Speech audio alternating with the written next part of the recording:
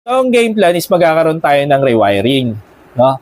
So, main controller pa rin natin yung if ever, pero bibigyan ko siya ng kondisyon kung kailan siya magi-start na kumuha ng power sa ating JA solar panel.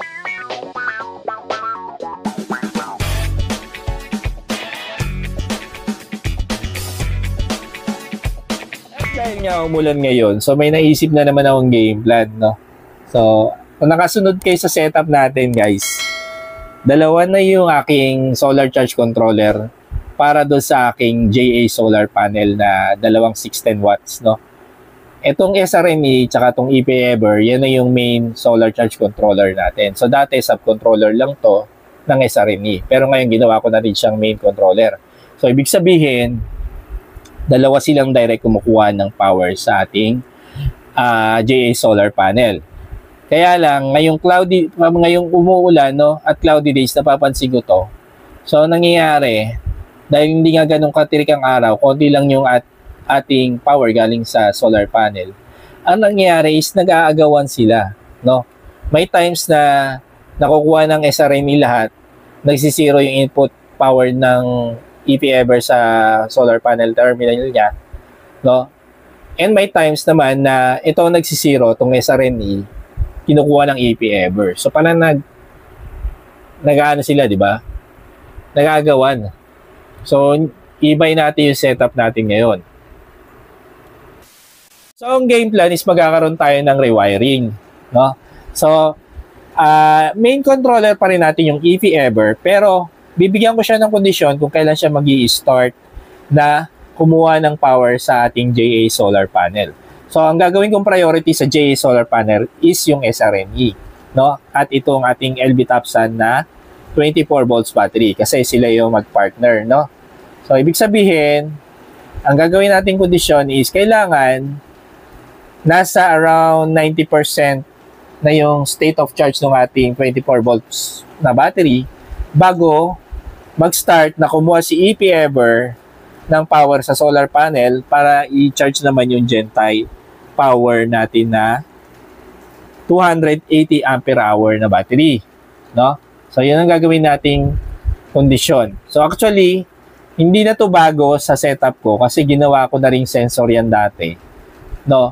Na around 90% ng SOC ng 24 volts, tsaka pa lang magcha-charge tong dalawa, no? Kaso, that time, subcontroller tong dalawa. So, kung nakasunod kayo doon sa mga video na ginawa natin, no? Itong main controller ko dati, subcontroller to. So, magti-trigger point ang LBD na pag na-reach niya yung certain voltage ng battery, tsaka pa lang mag-o-open yung ating input ng power dito sa ating dalawang solar charge controller. So, nagkaroon ng input power yan, no, sa PB terminal nila, tsaka pa lang nila i-charge yung mga 12 volts battery nila, no?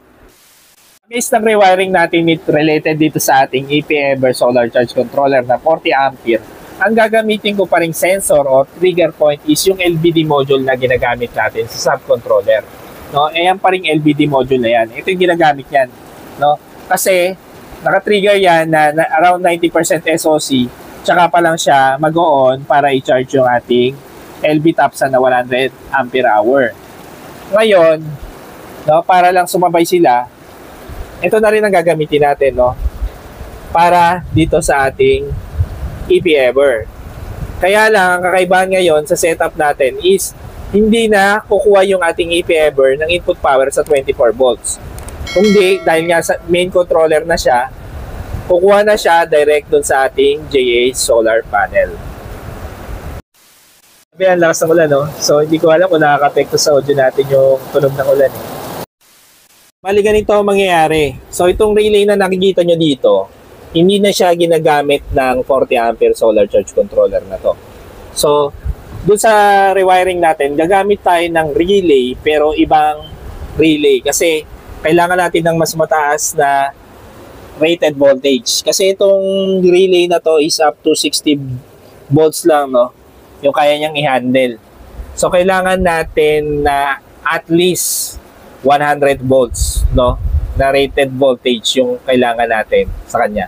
So, i-buy natin to, No? Pero hindi naman hindi siya magagamit kasi ginagamit siya ng subcontroller. So, mangyayari lang, itong relay na to is lilipat siya, ayan, may space tayo dito. Siguro dito na lang ilalagay. Lilipat siya dito dahil total, doon naman siya ginagamit no? Wala siyang dito. Wala siyang function dito sa space na to. No? So, ililipat ko lang siya. Then, may ilalagay tayong bagong relay sa kanya para sa ating 40 ampere solar charge controller. Tapos yung input power ng relay, ito, no? Which is, ayan yung output ng ating LVD module. Ito yun. Dito yan, galing. No? So, ang mangyayari, hindi naman natin siya tatanggalin dito kasi meron tayong ilalagay ng bagong relay dyan. Pero, ang mangyayari, kasi ililipat natin itong relay na to dito sa kabila, kailangan pagapangin natin, no, yung input power hanggang dito, no? Kasi doon sila same sensor sila, no? So maglalagay na lang siguro ako ng junction connection dito, no? Para doon sa input power ng relay.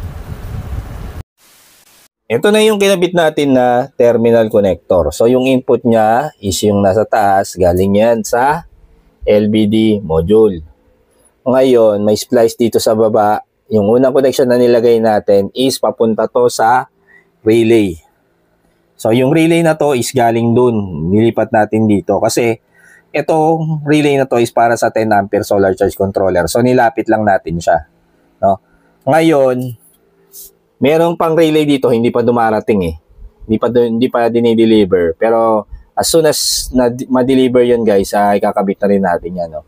So, relay naman yan para dito sa ating 40 ampere solar charge controller. So, ayun din, dito rin siya kukuha ng kanyang power, no? So, ito yung actually, nakahanda na yung kanyang wire na gagamitin natin, no? Para dun sa input power ng relay.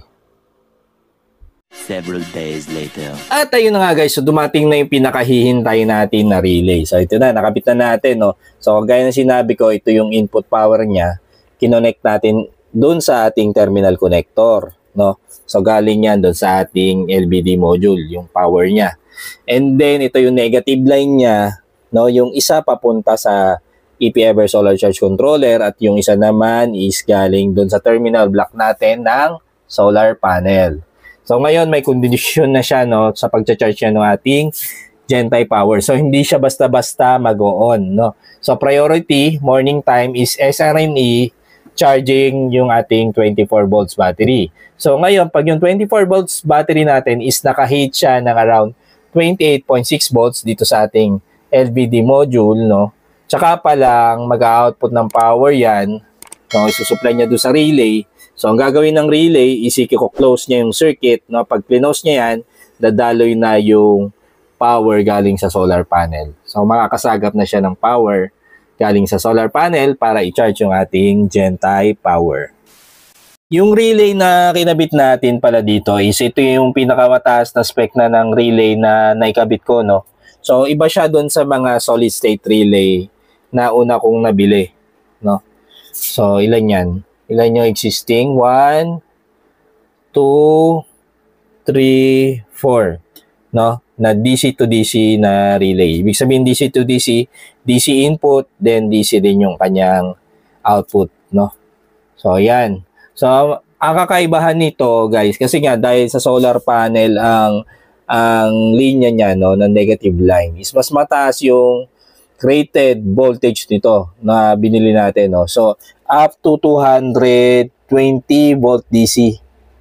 No, ayan to 20 volt DC, no. So, compare doon sa mga una ko nabili, up to 60 volt DC lang itong mga to, no. So, kasi ang expected natin na open circuit voltage sa ating solar panels is around 100 volts, no. So, kaya kailangan mas mataas yung rated voltage ng gagamitin natin na solid state relay. Dahil nga hapon na nga at medyo nag-uulan pa, so check muna natin yung power na galing pa sa ating solar panel. Ayan, no, around 157 watts na lang, no. Tapos considering yung time natin, no, mag-alas 4 na, medyo madilim sa labas. hindi na mahihit ng LBD module natin yung ating isinet na 28.6 volts, no? So, yun yung magti-trigger sa output, no? Para supplyan niya ng power yung relay natin. So, makikita nyo dito, merong indicator light naman yung relay natin, no? Pag naka-on yan. So, ngayon, dahil off siya, normally, open tong circuit natin. Pareho yan. So, pag naka-on siya, ganito itsura niya, katulad nito. Yung relay na yan. Naka-on yung ating relay, no? So, ngayon, walang chance kasi hapon na nga. So, maghihintay tayo ng kinabukasan pa para makita natin, no, na gumagana yung ating setup. Tanong dito sa bago nating setup, no? Kasi dahil nga meron na tong relay, hindi na siya direct sa ating solar panel kumukuha ng power. So, hindi na siya makikipagagawan sa SRNE. So, paano yung magiging sitwasyon natin kapag rainy days or cloudy days, no? Or may bagyo talaga. So, ang mangyayari, malaki yung chance, guys, na hindi mag-on yung relay ng EPEver, no? Pagka mahina ang solar harvest natin. So, mangyayari, normally, open lang yung circuit natin dito. And lahat ng harvest natin is kay SRNE lang, no? Papunta dun sa ating 24 volts battery. At yun, no? So, kung talaga malakas ang harvest natin, tirik na tirik ang araw, so malaki yung chance na ma-hit ng ating LBD module yung kanyang sinetting natin na 28.6 volts, no? Para mag-output siya ng power, masupply niya yung ating mga relay. So, pag nag-supply siya ng power sa relay, yun, automatic, mako-close yung circuit, kagaya nito, mako-close siya, mag-on yung relay, kukuha siya ng power dun sa ating 24 volts battery, no? Para i-charge naman yung ating 12 volts na 100 ampere hour. Ito naman, dun sa ating talagang pinaka-game plan ngayon, is, yun, pag nag-supply siya ng power dito, etong circuit na to, etong negative line na to, i-close niya yung circuit, no? Ito naman ay galing doon sa terminal block ng ating solar panel. So, pag nangyari yon, no, makakakuha siya ng direct na power galing sa ating solar panel and matcha-charge niya yung ating Gentile power. The next morning. Okay, good morning. So, nandito na tayo. Check na natin, no? Check na natin kung magana yung setup natin ng relay. So, first, unang magbubukas dyan is yung mga timer natin, no? So, around 8:55, no? Basta bago mag-9, mag-open yung ating timer.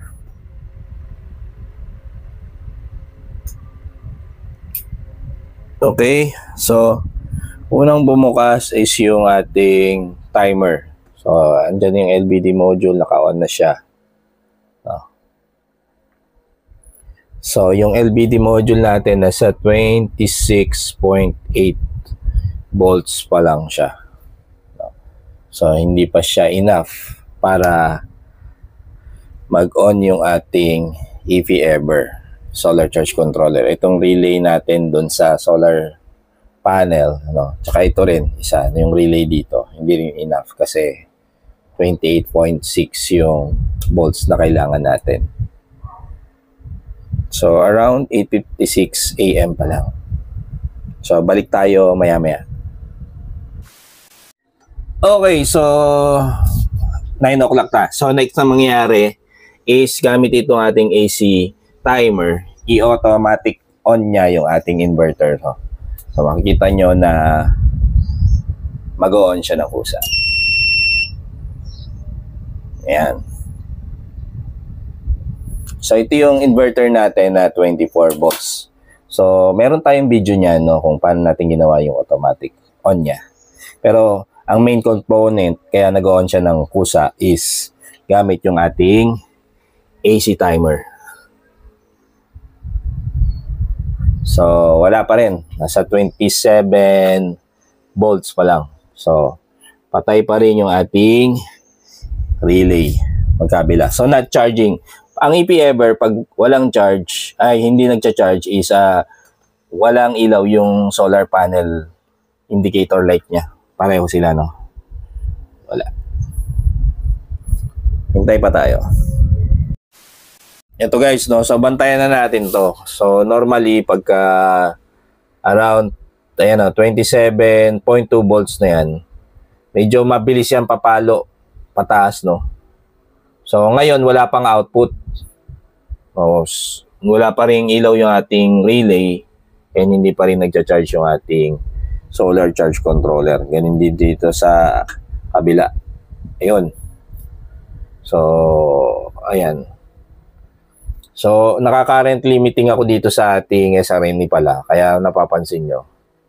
Minsan, nag-blink siya. So, kasi ang nangyari dito is nilimit lang natin na around 30 ampere yung ating charging current. So, hindi ko sinagat yung setting niya na 40 ampere. Kasi 40 ampere solar charge controller to, guys. So, ayun.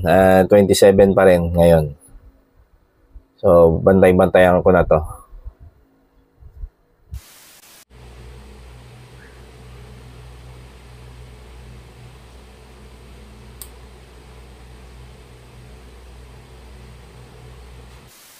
Ito no, so tingnan natin. So, dahil nga nakabukas na yung relay natin, check natin yung ating pumapasok na power galing sa solar panel. So, around 550 watts, no? Yung kinukuha ng EP-Ever galing sa ating solar panel para i-charge yung ating Gentai power na battery. Then, dun sa SRNE solar charge controller natin, so tingnan natin kung meron pa rin pumapasok na galing sa solar panel. So, around 495 watts naman yung ating kinukuha ng ating SRNE solar charge controller galing sa solar panel papunta sa ating 24 volts na battery. No? So, eto, damay na rin natin, tignan rin natin. So, dahil nga pareho lang sila ng input power, itong relay na to. So, yan, nagcha-charging na rin siya, no? Pero ito, ang power niya, kinukuha niya dun sa ating 24 volts na battery, no? To charge yung ating 12 volts. So, yung setup natin, gumagana na ngayon. So, na-expect natin walang sayang na energy galing sa ating solar panel, no? Kasi, dalawa na yung sumasahod, no? Diretso.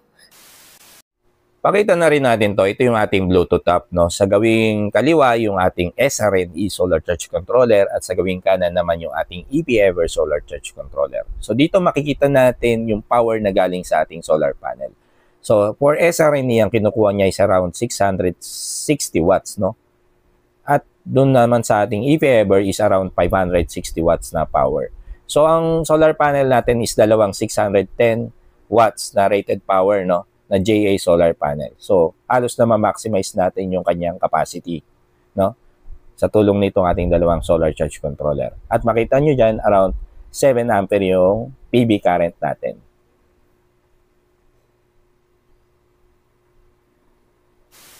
Ito pala yung setting na ginawa natin sa LBD module natin, no? So, baka may gusto lang gumaya. So, ang disconnect voltage natin ay 26.2, no, para sa ating 24 volts battery. Ngayon, ang reconnect voltage niya is 26.2 plus itong nasa kanan na value, 2.4. So, pag pinag-plus niyan, 28.6 volts. At ito naman yung ating wiring diagram. Basta ang priority natin is ang SRNE Solar Charge Controller, ma-charge niya yung ating 24 volts battery. Ngayon, kapag ka mataas talaga, malakas ang harvest, tsaka niya lang iti-trigger na mag-on yung ating dalawang charger, no? To charge yung ating mga 12 volts. So, kung mababang, mahina ang harvest, cloudy day, rainy day, may bagyo, so, huwag tayo mag-expect na mag-on yung ating LBD module, no? So, priority pa rin natin yung ating power wall na 24 volts.